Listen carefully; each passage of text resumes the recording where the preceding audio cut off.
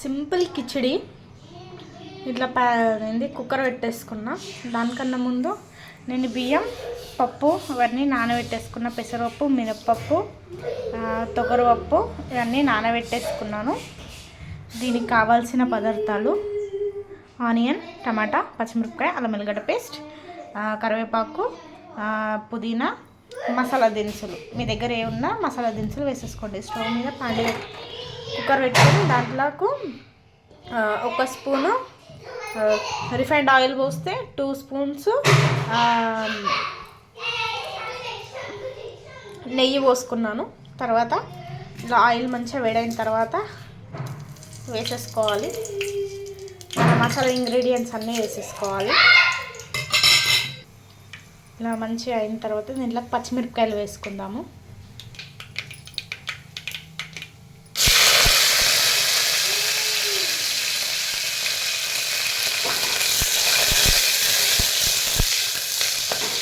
నేను దీనికి కాంబినేషన్గా కిచిడి కాంబినేషన్గా పప్పుచారు చేసుకున్నాను.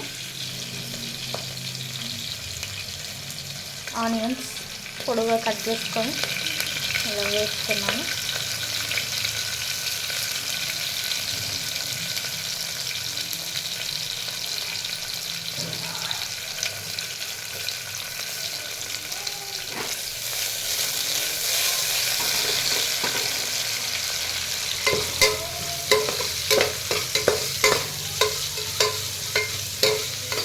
కొంచెం మెత్తబడ్డ తర్వాత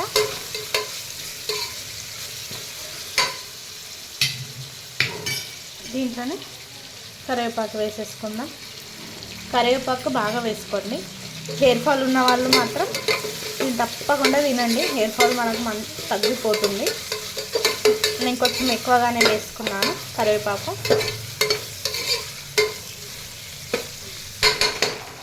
ఇలా మెత్తబడ్డ తర్వాత కొంచెం అల్లం వెల్లిగడ్డ పేస్ట్,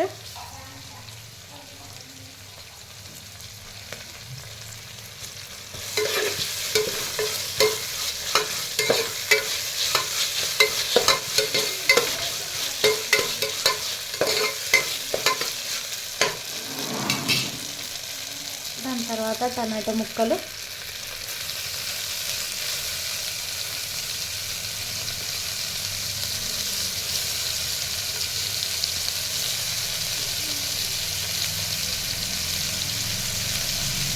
తర్వాత పుదీనా కూడా ఎక్కువగానే వేసుకుంటున్నాను. ఫ్లేవర్ చాలా ఇష్టం.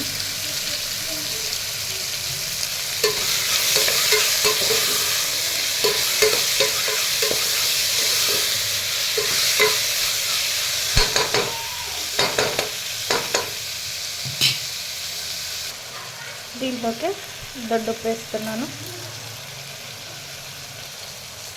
లైట్గా పసుపు,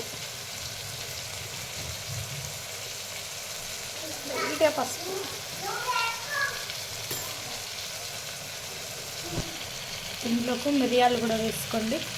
మిరియాల టేస్ట్ బాగుంటుంది. మనం దీంట్లోకి ఇప్పుడు బియ్యాన్ని వేసేసుకుందాము.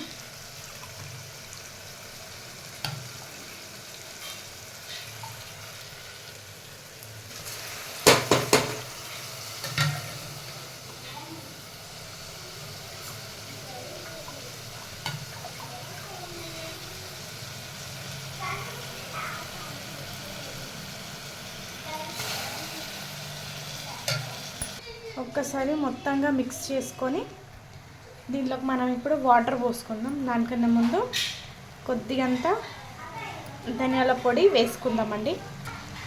కొద్దిగంత ధనియా పౌడర్, దీంట్లోకి ఒక 2 స్పూన్స్ కారం కూడా వేసుకుందాం. 1 2 కొంచెం వేసుకుంటున్నాను పిల్లల కోసం. తర్వాత ఒకసారి మిక్స్ చేసుకుందాం.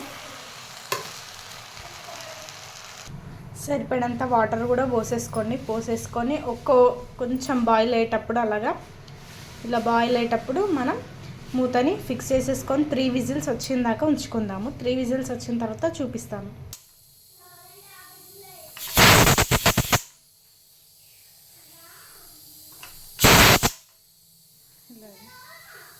3 విజిల్స్ రావాలి.